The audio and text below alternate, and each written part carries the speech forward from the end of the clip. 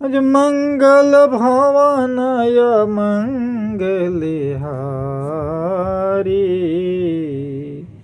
मंगल भवनय मंगलहारी। उमा सहित जेहि जपत पुरारी,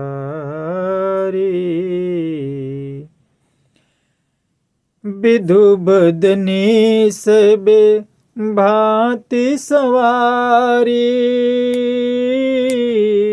सोहे न बसन बिना बर नारी, सोई भरोस मोर मन आवा।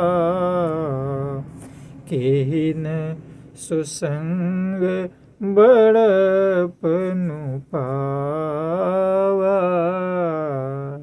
प्यारे भाई बहन, आज फिर रामचरितमानस का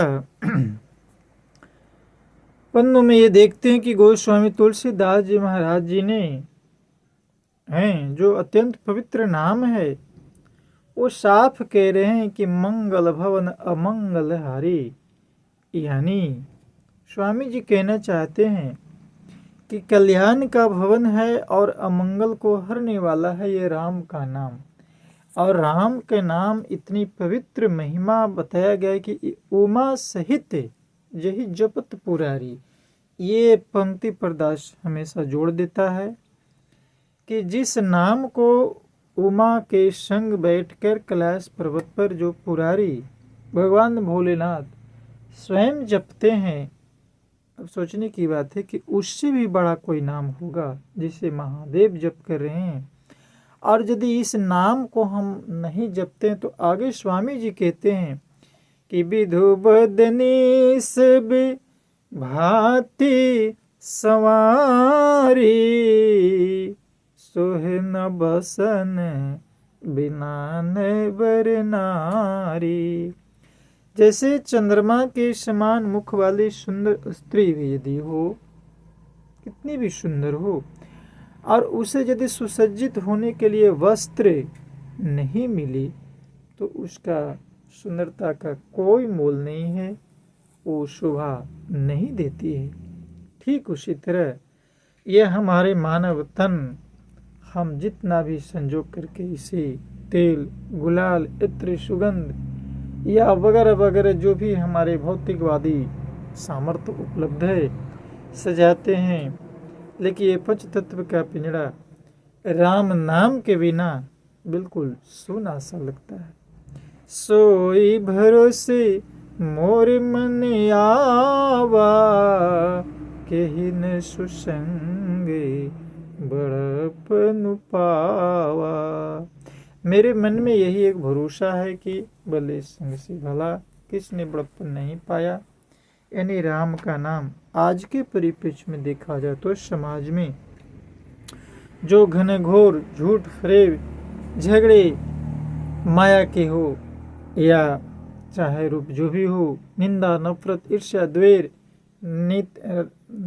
नाते रिश्ते जो टूट रहे हैं, आखिर ये राम का नाम यदि बीच में आ जाए तो सारे रिश्ते बंध जाते हैं। जैसे राम जी ने हमेशा कहता है कि इन्होंने सबों को जोड़ करके रखा। राम और रावण में ये फर्क था। आप आगे की कहानी में दास बताएगा, कथा कहेगा कि राम का विभीषण, क्षमा करेंगे, रावण का विभीषण उससे अलग होकर के लड़ा, लेकिन राम का लक्ष्मण और भरत राम के संग लड़ा। बस यही राम और रावण में अंतर है। स्वामी जी कहते हैं कि हमारा समय बीतते जा रहा है, बीतते जा रहा है, और यदि चंद क्षणों में हम राम के नाम को अपना ले। आप देखिए कि ध्रुव और प्रहलाद तो बालक थे हैं, उन्होंने कितनी कम उम्र ने भगवान को बुलवा लिया।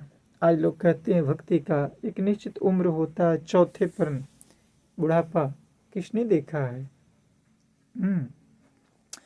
दास को जब बुढ़ापे की बात आई तो देखिए समय कैसे बीतता, एक भजन याद आ रही है, एक भजन को भी दास रखेगा। जिस समय हमारा बीत रहा है उसी के लिए बाबा जी ने एक भजन लिखा है।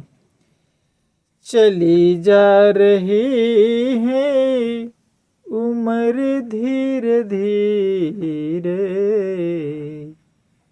चली जा रही है उम्र धीरे धीरे, पल पल और आठो पहर धीरे धीरे, पल पल और आठो पहर धीरे धीरे। आगे ध्यान देंगे। बचपन भी जाए जवानी भी जाए, बचपन भी जाए, बचपन भी जाए, बचपन भी जाए, जवानी भी जाए, होगा बुढ़ापे का होगा असर धीरे धीरे, बुढ़ापे का होगा असर धीरे धीरे, बुढ़ापे का होगा असर धीरे धीरे, चली जा रही है उम्र धीरे धीरे। तेरे हाथ पाँव में बल न रहेगा, तेरे हाथ पाँव में, तेरे हाथ पाँव में बल न रहेगा। क्या होगी?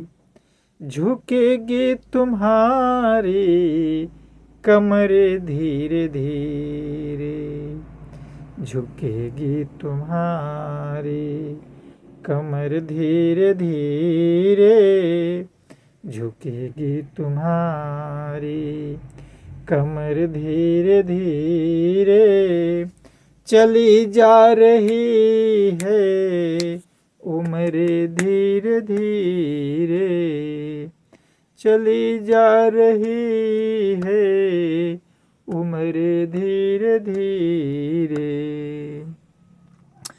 शिथिल अंग होंगे सब एक दिन तुम्हारे, शिथिल अंग होंगे सब एक दिन तुम्हारे, तेरी मंद होगी नजर धीरे धीरे, तेरी मंद होगी नजर धीरे धीरे, तेरी मंद होगी नजर धीरे धीरे, चली जा रही है उम्र धीरे धीरे।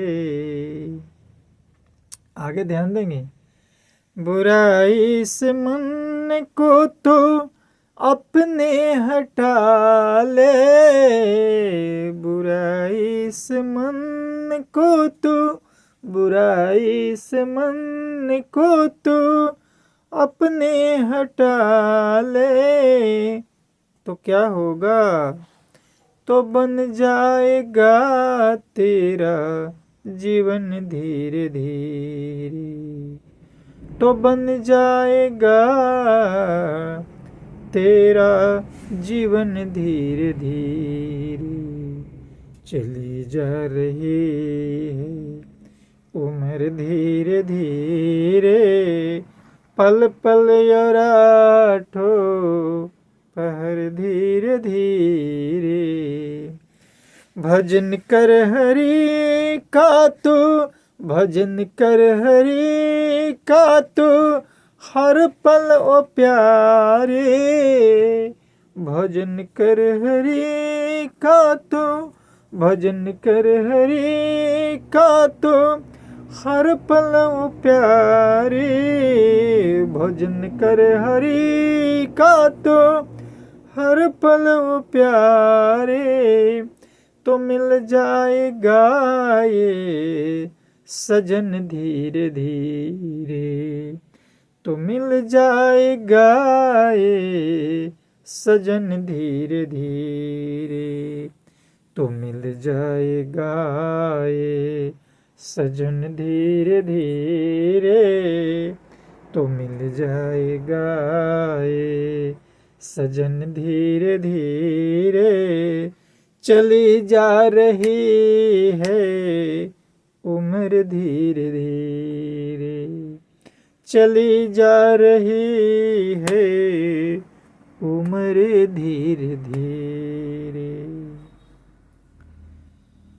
तो प्यारे भाई बहन, एक भरोसा भजन हर पल होनी चाहिए। दास कहता है सोई भरोसे मोरे मैंने आवा। कुछ मैसेज आता है कि ये सब लोग बहुत कम सुनते हैं। सच बात है। एक श्लोक दास को याद आया, सैन्य सैन्य न माणिक्यम मौक्तिकम न गजे गजे साधवो नहीं सर्वत्र चंदनम न बनी बनी। ध्यान देंगे, चंदन जंगल में ही होती है, लेकिन हर जंगल में नहीं।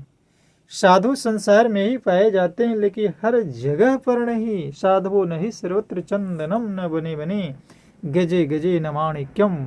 हाथी के माथा में गजमुक्ता पाया जाता है, लेकिन सभी हाथियों के माथे में नहीं। गजे गजे न माणिक्यम मौक्तिकम सैन्य सैन्य। तो कहने का तात्पर्य है कि धीरे धीरे ही हैं। बहुत कम लोग ईश्वरीय शक्ति असंभव को संभव कर देती है, लेकिन एक भरोसा है।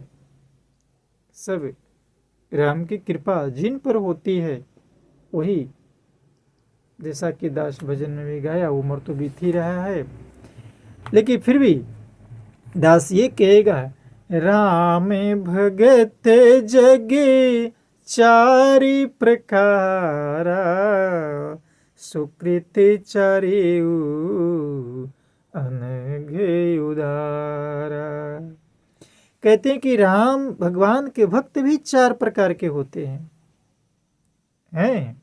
पहला अर्थार्थी, जो धन आदि की चाह से भजन करता है। दूसरा आर्त, जो दुख और तकलीफ, संकट और विपत्ति से उबारने के लिए भजन करता है। तीसरा जिज्ञासु, भगवान को जानने की इच्छा से भजन करता है। और चौथा जो है ज्ञानी है, भगवान को तत्व से जानकर स्वाभाविक ही प्रेम से भजता है। राम भक्त है और 4 वही पुण्यात्मा, पाप रहित तो उदार है।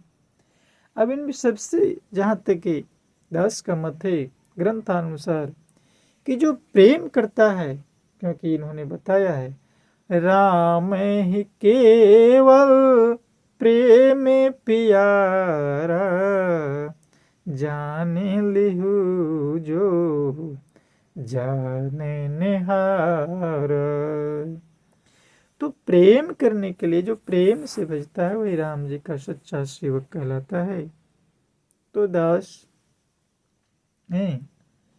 ये नहीं जानता कि दास प्रेम करता है या नहीं करता है, लेकिन बार बार तुलसीदास की एक चौपाई एक श्लोक याद आता है, जैसा कि उन्होंने 7वें श्लोक में साफ लिखा है, स्वांत सुखाय तुलसी रघुनाथ गाथा भाषा निबंध मति मंजुल मात नोती।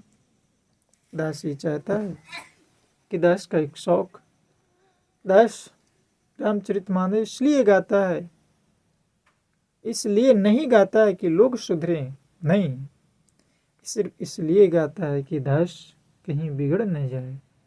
हाँ, जिनको सुधरना होगा, जिनको कुछ अच्छा लगेगा, वो स्वतः सुधरेंगे इनकी कृपा से।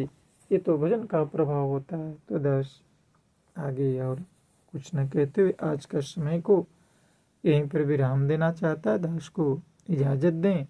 यदि कोई भी त्रुटि वाणी दास से निकली होगी तो एक बच्चा समझ कर राम जी के चरणों में क्षमा करेंगे। और दास ये प्रार्थना करेगा कि जो मनुष्य जो दास से बन रहा है आपके पास पहुंचाने की कोशिश कर रहे हैं, क्षमा करें, आप इसे सुने, जहाँ तक हो सके अपने हृदय में धारण करें और दास को इसी शक्ति प्रदान करे परमात्मा की और भी अच्छी अच्छी राम कथाएं आप तक पहुंचाएं। प्रेम से कहना जय श्री राम।